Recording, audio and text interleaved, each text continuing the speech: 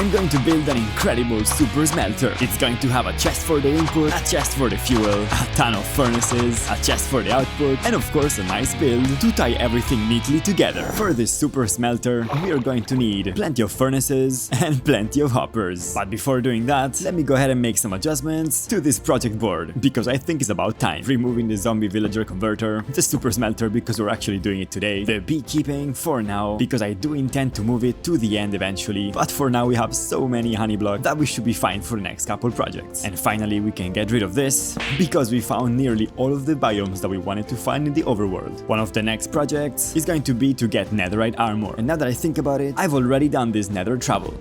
I've also added some Italian builds, because as I said in the previous episode, I really want to give this world some more interesting personality, so we're gonna be working on this slowly but surely. Then of course we're going to defeat the Ender Dragon, get an Elytra, and finally shulker boxes as well. Let me get some white dye, so we can make all of these look the same.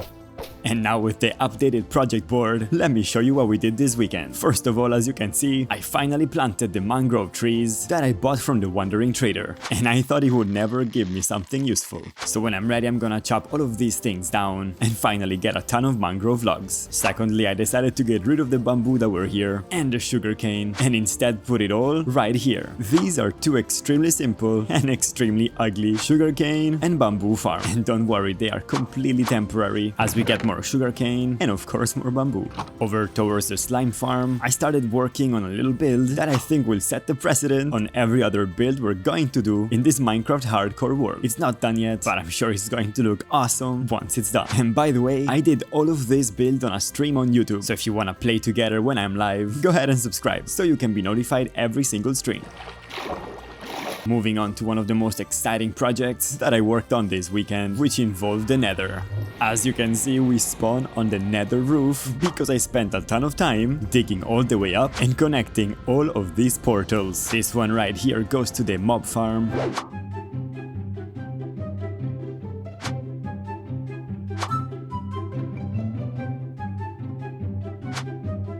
And this one here in the far distance goes all the way to the Badlands biome, where we can get more terracotta. It took so long, but I am so happy to have done it, my friend, because now it's just a couple hundred blocks and we're already to the mob farm. Going back to the overworld and to the village, I took some time to AFK at this iron farm, and here's what we have.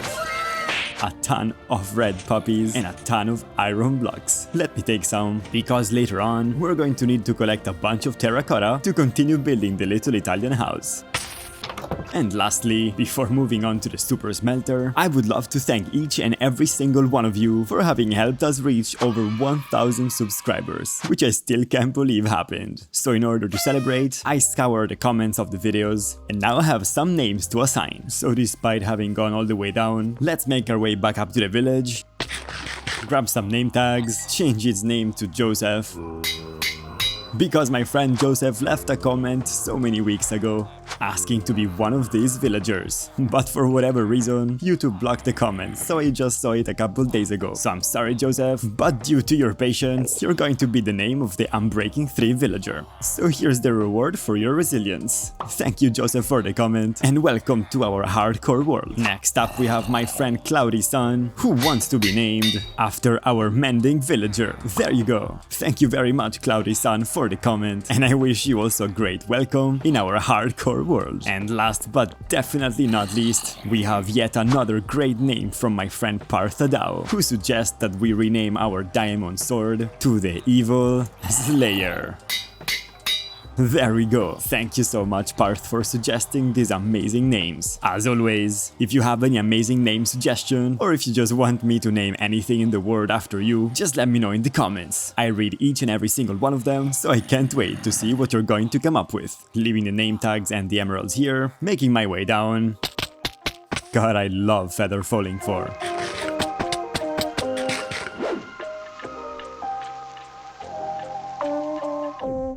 Grab the beacon, because we're going to need this very soon. Now let's make our way back up, let's put everything that we do not need into these chests, and now we're nearly ready to start gathering all the materials that we need to make the super smelter. But first... I want to celebrate Halloween 2022 a little bit early this year and work on a fun Halloween build that we can put somewhere around here to decorate our world even more. Let's see what we come up with.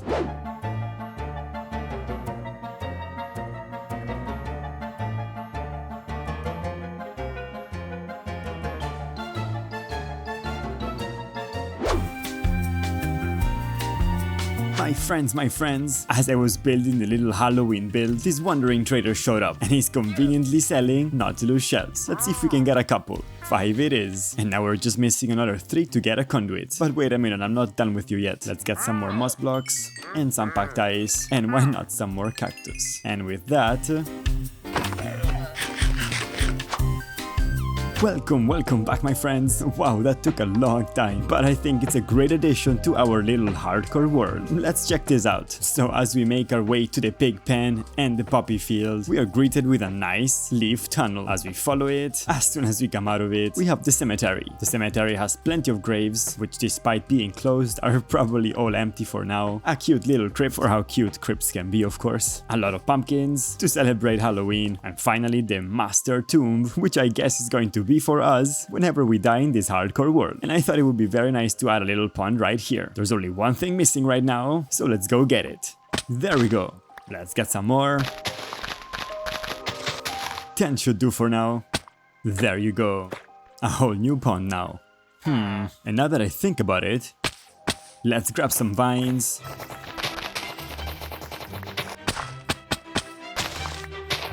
And sprinkle them all around.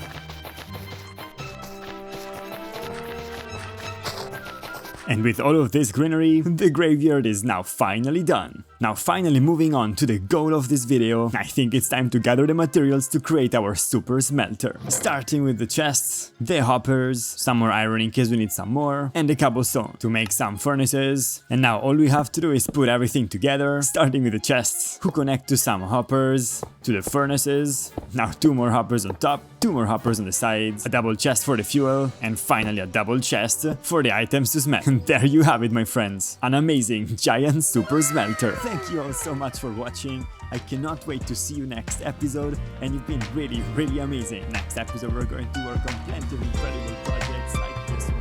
Okay, I'm actually joking. Let's actually check out the super smelter. In this house, we have 4 output double chests, 1 chest for the input and 1 chest for the fuel. And taking the secret passage to go all the way down to the super smelter room, and we are greeted with 64 furnaces, with minecart loading systems, bubble elevators, and all that good stuff. Unfortunately, this thing looks terrible right now. So let's go ahead and make it look much better, and then start smelting all of the items that we need. Let me also get rid of this thing. Much better. Now, my friends, what we really need is a ton of terracotta. So let's make our way into the Badlands biome, set up a quick beacon,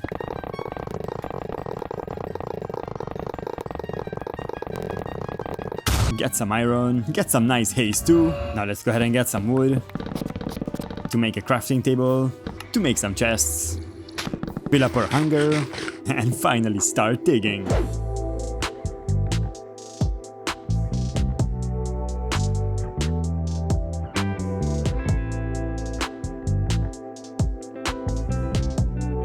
Alright, my friends, this is one big hole. I really think that with all of these materials, we are now ready to start building the super smelter. I think for now I'm gonna leave the beacon right here, because I might need it some more later on. But for now, let's get all of this terracotta, red sand, and cobwebs, and let's go ahead and make our way back to the super smelter.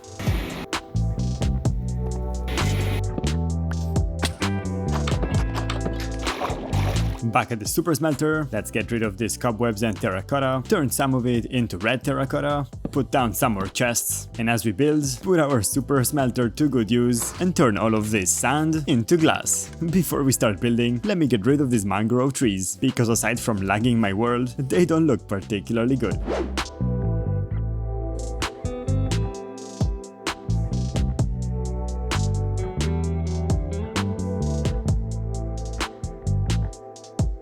And now we are ready to start building.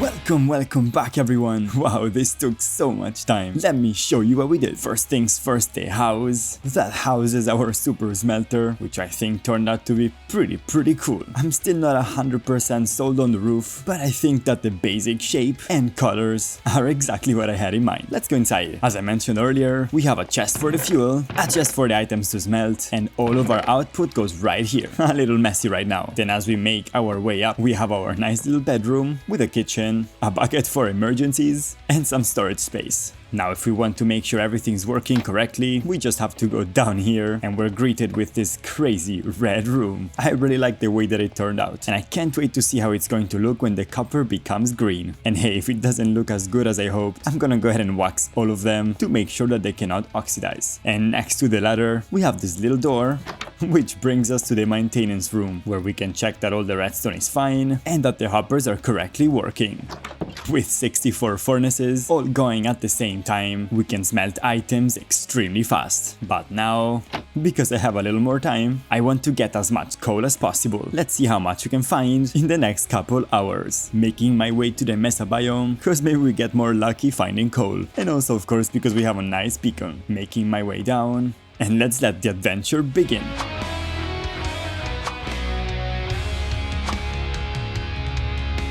As the sun is rising, I made my way to the surface with a ton of coal and also gold. I must say that I did not expect the Badlands biome to be so awesome when it comes to gold and coal. But a note for my future self, if ever I need more gold or more coal, I definitely have to come back here. Let's go back to the house, avoiding these little friends, and let's go ahead and fortune all of these resources.